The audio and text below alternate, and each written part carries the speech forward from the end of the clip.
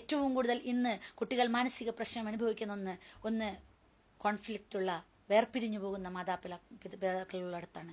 ഒരച്ഛനും അമ്മയും വേർപിരിയുമ്പോൾ അവർക്ക് ഒരുപക്ഷെ സ്വതന്ത്രമായ ജീവിതം കിട്ടിയേക്കാം, മറ്റൊരു ജീവിതം കിട്ടിയേക്കാം. പക്ഷെ അതിനിടയിൽ വേദന അനുഭവിക്കുന്നത്, കാലാകാലം മരിക്കുവോളം വേദന അനുഭവിക്കുന്നത് അതിനിടയിൽ നഷ്ടപ്പെട്ടു പോകുന്ന, എവിടെയോ ഉപേക്ഷിച്ചു പോകപ്പെടുന്ന മക്കളാണ്. അവർക്ക് എത്രയൊക്കെ സൗകര്യങ്ങൾ കൊടുത്തിട്ടും കാര്യമില്ല. അവരുടെ മാനസിക തലത്തിലേക്ക് നമ്മൾ കൊടുക്കേണ്ട ഒരു ജീവിതമുണ്ട്. ആ ജീവിതം ഉപ്പയും ഉമ്മയും കാഴ്ചവെച്ചില്ലെങ്കിൽ തീർച്ചയായിട്ടും നമ്മുടെ കുട്ടികൾ അവർ നഷ്ടപ്പെട്ടു പോകും. നിങ്ങൾ നിങ്ങളുടെ നെഞ്ചോട് ചേർത്ത്, നിങ്ങൾ നിങ്ങളുടെ കൈപ്പിടിയിൽ ഒതുങ്ങിയെന്ന് വിചാരിക്കും നിങ്ങളുടെ കുട്ടികൾ നിങ്ങളുടെ കയ്യിൽ നിന്നിങ്ങനെ ഊർന്നു പോകുന്നത് നിങ്ങൾ പോലും അറിയാതെയായിരിക്കും. അതുകൊണ്ട് തീർച്ചയായും ശ്രദ്ധിക്കുക. അതുകൊണ്ട് ആ 14 വയസ്സ് മുതൽ 21 വയസ്സ് വരെയുള്ള കാലഘട്ടത്തിൽ നിങ്ങൾ അവരോടൊപ്പം കൂടുക, സാഹിബാവുക എന്ന പ്രവാചകൻ പറഞ്ഞത്. നിങ്ങൾ അവരുടെ കൂട്ടുകാരനാവുക. ഞാൻ പറയുന്നു, അതിന് ഫ്രണ്ട് ആവരുത്, ഫ്രണ്ട്ലി ആവണം. ഒരു ഫ്രണ്ട് ഒരിക്കലും ഉപ്പയോ ഉമ്മയോ ഫ്രണ്ട് ആകാൻ പാടില്ല. അതേസമയം ഫ്രണ്ട്ലി ആയിരിക്കണം. നിങ്ങളോട് എന്തും തുറന്നു പറയാനുള്ള ഒരു അവകാശം ഉണ്ടായിരിക്കണം. അവനൊരു കുഞ്ഞു തെറ്റുപറ്റിപ്പോയി, അല്ലെങ്കിൽ അവൾക്കൊരു കുഞ്ഞു തെറ്റുപറ്റിപ്പോയി. പക്ഷെ ആ തെറ്റുപറ്റിയത് നിങ്ങളോട് പറയുമ്പോൾ നിങ്ങളതൊരു മഹാസംഭവമാക്കാതെ നിങ്ങൾ അവനെ നെഞ്ചോട് ചേർത്ത് പിടിച്ച് എന്നിട്ട് എന്തു പറ്റി മോനെ എന്ന് ചോദിക്കാനുള്ള ഒരു ചെറിയ സാവകാശം. അവിടെയാണ് ക്ഷമ. ഇന്നല്ലാഹു മഅസ്സാബിരീൻ എന്നൊക്കെ നമ്മൾ കേട്ടുപഠിച്ചിട്ടുണ്ടെങ്കിൽ പോലും പലപ്പോഴും പുറത്തെല്ലാവരോടും ക്ഷമ കാണിക്കുമെങ്കിലും നമ്മുടെ വീടിനകത്തുള്ള ക്ഷമ പലപ്പോഴും മാതാക്കൾക്ക് നഷ്ടപ്പെടാറാണ് പതിവ്. നിങ്ങൾ ആലോചിച്ചു നോക്കുക, പുറത്തെല്ലാവരോടും നിങ്ങൾക്ക് ഒരിഷ്ടമില്ലാത്തവരോടും നിങ്ങൾ ചിരിച്ചു കാണിക്കും. പക്ഷെ വീടിനുള്ളിലേക്ക് കയറുമ്പോൾ നിങ്ങൾ ചെരുപ്പ് ഊരിയിടുമ്പോൾ അതിനൊപ്പം ക്ഷമയുടെ കുപ്പായം ഊരിയിടുകയാണെങ്കിൽ വീടിനുള്ളിൽ നിങ്ങളുടെ എല്ലാ ഫ്രസ്ട്രേഷൻസും പുറത്തുള്ള, അല്ലെങ്കിൽ നിങ്ങളുടെ മാനസികമായി ശാരീരികമായി നിങ്ങൾ അനുഭവിക്കുന്ന എല്ലാ പ്രയാസങ്ങളും അഴിച്ചു വയ്ക്കുന്നത് വീട്ടിലാണെങ്കിൽ ആ വീട്ടിൽ ആ കുട്ടികൾ അനുഭവിക്കുന്ന പ്രശ്നം വലുതായിരിക്കും. നിങ്ങൾക്കൊരുപക്ഷെ പുറത്ത് മാതൃകായോഗ്യയായ ഒരു വനിതയോ മാതൃകായോഗ്യനായ ഒരു പുരുഷനോ ആവാം. പക്ഷെ വീട്ടിലൊരു മാതൃകായോഗ്യമായ മാതാപിതാക്കളാകണമെങ്കിൽ അതിനൊരുപാട് ബുദ്ധിമുട്ടുണ്ട്. അവിടെ നിങ്ങളുടെ ക്ഷമയുടെ കുപ്പായം നിങ്ങൾ എടുത്തണിഞ്ഞേ പറ്റൂ. നിങ്ങളുടെ മക്കളുടെ കണ്ണിലേക്ക് നോക്കി നിങ്ങൾക്ക് സംസാരിക്കാൻ കഴിയണം. പലപ്പോഴും ഇന്ന് നമ്മുടെ ടൈം മാനേജ്മെന്റ്, നമ്മുടെ ഓരോ വീട്ടിലെയും സമയമെടുത്ത് നോക്കിയാൽ, ഞങ്ങളെപ്പോലുള്ളവർ പലപ്പോഴും പറയാറുണ്ട്, ദിവസത്തിൽ ഒരു നേരമെങ്കിലും നമ്മൾ ഒരു മേശയ്ക്ക് ചുറ്റുമിരുന്ന് ഭക്ഷണം കഴിക്കണമെന്ന്. പലപ്പോഴും ഒരു മേശയ്ക്ക് ചുറ്റുമിരുന്ന് വൈകുന്നേരങ്ങളിൽ ഭക്ഷണം കഴിക്കുമെങ്കിലും പ്ലേറ്റ് എടുത്തു കഴിഞ്ഞാൽ എല്ലാവരുടെയും രൂപം മാറും. കാരണം എല്ലാവർക്കും നമുക്കിപ്പോൾ ഒരു കിബിലയുണ്ട്. നമസ്കരിക്കുന്ന കിബില മാത്രമല്ല, വേറൊരു കിബിലയുണ്ട് വീട്ടിൽ. അതിനനുസരിച്ച് നമ്മുടെ പാത്രങ്ങളൊക്കെ മാറും. അതുകൊണ്ട് നമ്മൾ പരസ്പരം മുഖം കാണുന്നില്ല. ദൃശ്യമാധ്യമങ്ങൾ നമുക്ക് ഒരുപാട് നല്ലതാണ്, ഒരുപാട് അറിവുകൾ തരുന്നു. പക്ഷേ അതിനടിമകളാവരുത്. നമ്മൾ ഏത് സംരംഭത്തിന്റെയും അടിമകളാകുന്നതോടുകൂടി നമുക്ക് നമ്മുടെ വ്യക്തിത്വം നഷ്ടപ്പെടുന്നു. നിങ്ങൾ ആലോചിക്കുക, സീരിയലിന് അടിമപ്പെട്ട ഒരു ഉമ്മ, കമ്പ്യൂട്ടറിലും ഫേസ്ബുക്കിലും അഭിനമിച്ചുകൊണ്ടിരിക്കുന്ന, അല്ലെങ്കിൽ ബിസിനസിന്റെ കാര്യങ്ങൾ മാത്രം ചർച്ച ചെയ്യുന്ന ഒരു ഉപ്പ, മകന്റേതായ സ്വകാര്യ ലോകത്ത്, മകളുടേതായ സ്വകാര്യ ലോകത്ത്. ആരും വിചാരിക്കുന്നു മറ്റൊരാൾ തങ്ങളുടെ സ്വകാര്യ ജീവിതത്തിലേക്ക് കടന്നു വരരുത്. അതുകൊണ്ട് ഉമ്മാക്ക് സുഖം, ഉപ്പാക്ക് സുഖം, മകനും മകൾക്കും സുഖം. പക്ഷേ ആ സുഖത്തിനപ്പുറം അവർ തമ്മിൽ കൂടിച്ചേരുന്ന ഒരു സമയം ഇല്ല. അതുകൊണ്ട് തന്നെ പിന്നെ അവരുടെ ജീവിതത്തിലേക്ക്, മക്കളൊരു കുടുംബ ജീവിതത്തിലേക്ക് വരുമ്പോൾ അവർക്ക് കുടുംബത്തിന്റെ ഒരു സുഖം അനുഭവപ്പെടുന്നില്ല. കുടുംബത്തിനൊരു സുഖമുണ്ട്, അതവർ കൂടിച്ചേരുന്നതിലൂടെയാണ്. കൂടുമ്പോൾ ഇമ്പമുള്ളതാണ് കുടുംബം. ആ ഇമ്പം നഷ്ടപ്പെടുന്നത് ഇത്തരം സ്വകാര്യതകൾ, ഓരോരുത്തർക്കും സ്വന്തമായ സ്വകാര്യത വരുമ്പോഴാണ്. നിങ്ങൾ ആലോചിച്ച് നോക്കുക, പണ്ട് ഇത്രയേറെ സൗകര്യമില്ലാത്ത വിശാലമായ ഇടങ്ങൾ ഉണ്ടായിരുന്നില്ല നമ്മുടെ വീട്ടകങ്ങൾക്ക്. അതേസമയം വീടിന് പുറത്ത് വിശാലമായ അകങ്ങൾ ഉണ്ടായിരുന്നു. ഇന്ന് വീടിന് സൗകര്യം കൂടി, നമ്മുടെ വീടുകൾക്കൊക്കെ സൗകര്യം കൂടി. അതിനൊക്കെ വീടിനേക്കാൾ മനോഹരമായ മതിലുകൾ പുറത്തു പണിതു. അതിനേക്കാൾ മനോഹരമായ മതില് നമ്മുടെ മനസ്സകങ്ങളിൽ പണിതു. നിങ്ങളും നിങ്ങളുടെ കുട്ടിയും തമ്മിൽ അതിനിടയിൽ വലിയൊരു മതിൽക്കെട്ട് ഉണ്ടോ ഇല്ലേ നോക്കുക. അവന്റെ മനസ്സറിയാൻ നിങ്ങൾക്ക് കഴിയുന്നുണ്ടോ? നിങ്ങളുടെ കുഞ്ഞിനെ എത്രത്തോളം നിങ്ങൾക്ക് അറിയാൻ കഴിയുന്നുണ്ട്? അതിലേക്ക് നിങ്ങളൊന്ന് ആലോചിച്ച് നോക്കുക. ഒരു കുഞ്ഞു കുഞ്ഞു കാര്യങ്ങൾ വന്നാൽ പോലും പൊട്ടിത്തെറിക്കുന്ന ഒരു ഉമ്മയാണെങ്കിൽ എങ്ങനെയാണ് നിങ്ങളുടെ കുട്ടി നാളെ ഇങ്ങനെ ചിന്തിക്കാതിരിക്കുക? എന്റെ ഉമ്മ വേറെ ഒരു ഉമ്മയായിരുന്നെങ്കിൽ.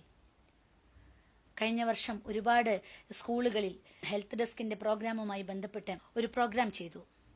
അവിടെ ചെന്ന് ആ കുട്ടികളോട് ചോദിച്ചു, നിങ്ങളുടെ ജീവിതത്തിൽ നിന്ന് ആരെങ്കിലും ഒന്ന് മാറ്റാൻ ദൈവം നിങ്ങൾക്കൊരു ഓപ്ഷൻ തരികയാണെങ്കിൽ ആരെയാണ് നിങ്ങൾ മാറ്റുക എന്ന് 14-നും 16-നും ഇടയിലുള്ള പ്രായത്തിലുള്ള കുട്ടികളോട് ചോദിച്ചപ്പോൾ 500-ലധികം കുട്ടികളുള്ള ഒരു സദസ്സിൽ 370 പേരും അവർ മാർക്കിട്ടത്, അവർ എഴുതി തന്നത് എന്റെ അമ്മയെ മാറ്റണമെന്നായിരുന്നു. ശരിക്കും ഒരമ്മ എന്ന നിലയ്ക്ക് ഒരു വളരെ വലിയ സങ്കടം തോന്നി. സ്വന്തം അമ്മയെ ജീവിതത്തിൽ നിന്ന് മാറ്റി വേറെ ഒരമ്മയെ പ്രതിഷ്ഠിക്കണമെന്നൊരു കുഞ്ഞിന് തോന്നണമെങ്കിൽ എവിടെയാണ് തെറ്റിപ്പോയത്? മകനാണോ, മകൾക്കാണോ, അതോ അമ്മയ്ക്കാണോ? അവിടെയാണ് നമ്മൾ ആലോചിക്കേണ്ടത്. ഞാനൊരു ഉമ്മയാണെങ്കിൽ എനിക്ക് എൻ്റെ കുട്ടിയെ എത്രത്തോളം അറിയാമെന്ന്, ഞാൻ ഒരുപാട് അറിയാമെന്നൊരു പക്ഷെ അഹങ്കരിക്കാം. പക്ഷെ എൻ്റെ കുട്ടി ഒരു പ്രശ്നത്തിലേക്ക് വരുമ്പോൾ, അവനൊരു തെറ്റ് ചെയ്യുമ്പോൾ ഞാൻ എങ്ങനെയാണ് അവനോട് പ്രതികരിക്കുന്നതെന്ന് തീർച്ചയായും ഒന്ന് മാറി ചിന്തിച്ചു നോക്കുക. ഒന്ന് കണ്ണടച്ച് നമ്മുടെ സെൽഫിലേക്ക്, നമ്മുടെ സ്വന്തം അഹംബോധത്തിലേക്ക് നമ്മൾ വരാം. എൻ്റെ സർക്കിൾ ഓഫ് ഇൻഫ്ലുവൻസിൽ നീയുണ്ടോ? എൻ്റെ പ്രിയപ്പെട്ട മകൻ എന്ന് പറയുന്നു, എന്റെ യശസ് ഉയർത്താൻ, എനിക്ക് പേരും പ്രശസ്തിയും തരാൻ, ഞാൻ ആഗ്രഹിക്കുന്ന ജോലി നേടാൻ, ഞാൻ ആഗ്രഹിക്കുന്ന ജീവിത നിലവാരത്തിലേക്ക് വരാൻ എന്റെ മകൻ ഉണ്ടാവണം. ഞാൻ ആഗ്രഹിക്കുന്ന ഡിഗ്രികൾ നേടാൻ എന്റെ മകൾ ഉണ്ടാവണം. ഞാൻ ആഗ്രഹിക്കുന്ന തരത്തിലുള്ള ഒരു കുടുംബം ഉണ്ടാവാൻ എന്റെ മകൾ ഉണ്ടാവണം. പക്ഷെ അവന്റെ ആഗ്രഹങ്ങളിലേക്ക്, അവന്റെ ബോധമണ്ഡലത്തിലേക്ക് എത്രത്തോളം സംഭാവന ചെയ്യാൻ ഒരു ഉമ്മ എന്ന നിലയ്ക്ക് എനിക്ക് കഴിഞ്ഞു? അവിടെയാണ് ഇസ്ലാം യഥാർത്ഥത്തിൽ ഒരു ഉമ്മയെ പരുവപ്പെടുത്തുന്നത്. നിങ്ങളങ്ങനെ വെറുതെ അങ്ങ് ഒരു മകനെ അല്ലെങ്കിൽ മകളെ പ്രസവിച്ച് അവരങ്ങനെ വളർന്നോളുമെന്നല്ല, അവരെ നിങ്ങൾ വളർത്തുക, അവരെ നിങ്ങളുടെ നെഞ്ചോട് ചേർത്ത് വളർത്തുക. അതെ പ്രിയപ്പെട്ട ഉമ്മമാരെ, നമുക്ക് നല്ല മാതാവും നല്ല പിതാവും ഒക്കെ ആകേണ്ടതില്ലേ? നിങ്ങളുടെ എല്ലാവരുടെയും കണ്ണുകളിൽ ഞാൻ കാണുന്നത് ആ പ്രതീക്ഷയാണ്. എങ്ങനെയാണ് ഞാനൊരു നല്ല ഉമ്മയാവുക? ഞാൻ നിങ്ങളോടൊരു കൊച്ചു ചോദ്യം ചോദിച്ചോട്ടെ. എന്താണ് ലോകത്തിലെ 7 മഹാത്ഭുതങ്ങൾ? നിങ്ങൾക്കൊരു പക്ഷേ മറുപടി പറയാൻ കഴിഞ്ഞേക്കാം. താജ്മഹൽ എന്നും, ചൈനയിലെ വൻമതിലെന്നും, പാരീസിലെ ഈഫൽ ടവർ എന്നും, പിസാ ഗോപുരം എന്നും ഒക്കെ പറഞ്ഞേക്കാം. പക്ഷേ ഞാൻ പറയാൻ പോകുന്ന 7 മഹാത്ഭുതങ്ങൾ ഒരു ഉമ്മയ്ക്കുണ്ടാകേണ്ടതാണ്. ആ കഴിവുകൾ അള്ളാഹു നമുക്ക് മാത്രം നൽകിയ പ്രത്യേക കഴിവുകൾ, മനുഷ്യന് മാത്രം നൽകിയ കഴിവുകൾ. ആ 7 ലോകാത്ഭുതങ്ങൾ ഏതൊക്കെയാണെന്ന് അറിയേണ്ടതില്ലേ? ടു സീ, കാണാനുള്ള കഴിവ്.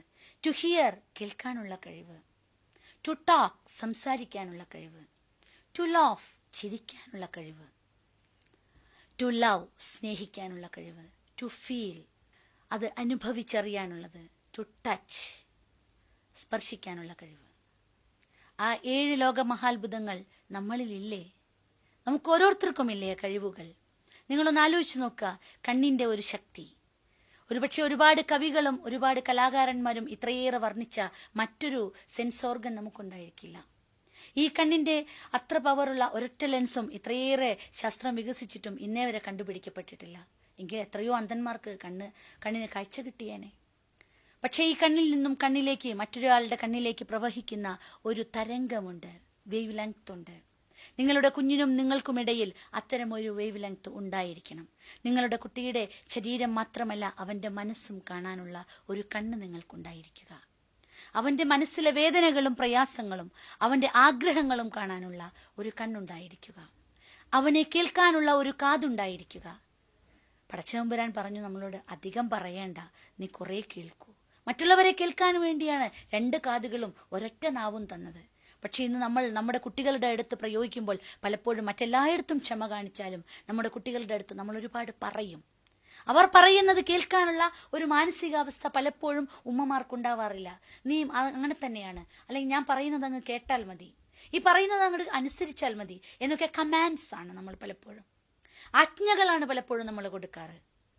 നമ്മൾ പലപ്പോഴും ഒരു കുഞ്ഞു തെറ്റ് ഒരു ഉമ്മയ്ക്ക് പറ്റിയാൽ, മക്കൾക്ക് പലപ്പോഴും തെറ്റുപറ്റും, നമ്മൾ ശാസിക്കാറുണ്ട്. മക്കൾക്ക് തെറ്റുപറ്റിയാൽ ശാസിക്കുന്നിടത്ത് തന്നെ നമ്മൾ പറയുന്ന ഒരു രീതിയുണ്ട്. ഒരു കുഞ്ഞ് എന്തെങ്കിലും ഒരു കുസൃതി കാണിച്ച് ഓടി വന്നാൽ അപ്പോഴത്തെ ദേഷ്യത്തിന് ഉമ്മ ഒന്ന് കൊടുക്കും, ബാക്കി വാപ്പ വരട്ടെടാന്ന് പറയും. അഥവാ ഇപ്പൊ കിട്ടിയത് പോരാ, വാപ്പ വരുന്നവരെ മാനസികമായി അവൻ എന്തോ അനുഭവിക്കണം, വിഷമം അനുഭവിക്കണം. നിങ്ങൾ ആലോചിച്ച് നോക്കുക, നിങ്ങളോടാണ് അങ്ങനെ ഒരാൾ പറഞ്ഞതെങ്കിൽ എന്തായിരിക്കും നിങ്ങളുടെ മാനസികാവസ്ഥ? അതുകൊണ്ട് തന്നെ നിങ്ങൾ ആ അർത്ഥത്തിൽ നിങ്ങൾ ആലോചിച്ച് നോക്കുക. ടു ഫീൽ, അനുഭവിക്കുക എന്ന് പറയുന്നത് ഓരോരുത്തരും, ഞാനോ നിങ്ങളോ നല്ല ഉമ്മയോ വാപ്പയോ ആണെന്ന് പറയേണ്ടത് നമ്മുടെ മക്കളാണ്, നമ്മളല്ല. ഞാനോ ഉമ്മയോ നല്ല വാപ്പയാണ്, ഞാൻ നല്ലൊരു ഉമ്മയാണെന്ന് പറയേണ്ടത് എൻ്റെ മക്കളാ. കാരണം എന്നിൽ നിന്ന് അനുഭവിക്കാൻ കഴിയുന്നത് എൻ്റെ മക്കൾക്കാണ്. ആ അനുഭവിക്കാൻ അവർക്ക് കഴിയുന്നുണ്ടോ ഇല്ലയോ നോക്കുക. പലപ്പോഴും ഇന്ന് എല്ലാ സൗകര്യങ്ങളും കൊടുത്തു കഴിഞ്ഞിട്ടും അവർ പല പ്രണയ കേസുകളിലും അവിഹിത ബന്ധങ്ങളിലും ചെന്ന് ചാടുമ്പോൾ പറയാറുള്ളത്, എൻ്റെ വീട്ടിൽ നിന്ന് എനിക്ക് സ്നേഹം കിട്ടിയിട്ടില്ല. എന്താണ് സ്നേഹം? ആ സ്നേഹം അനുഭവിക്കാൻ കഴിഞ്ഞിട്ടില്ല എന്നാണ് അതിനർത്ഥം. നിങ്ങൾ കൊടുക്കുന്ന പൈസയിലോ, നിങ്ങൾ കൊടുത്ത സൗകര്യത്തിലോ, നിങ്ങളുടെ ബാക്കി എല്ലാ സൗകര്യങ്ങൾ ഒരുക്കി കൊടുക്കുന്നതിലോ പാകപ്പിഴകൾ സംഭവിച്ചിട്ടല്ലാതെ, പക്ഷെ നിങ്ങൾക്ക് അവർക്ക് കൊടുക്കാൻ പറ്റുന്ന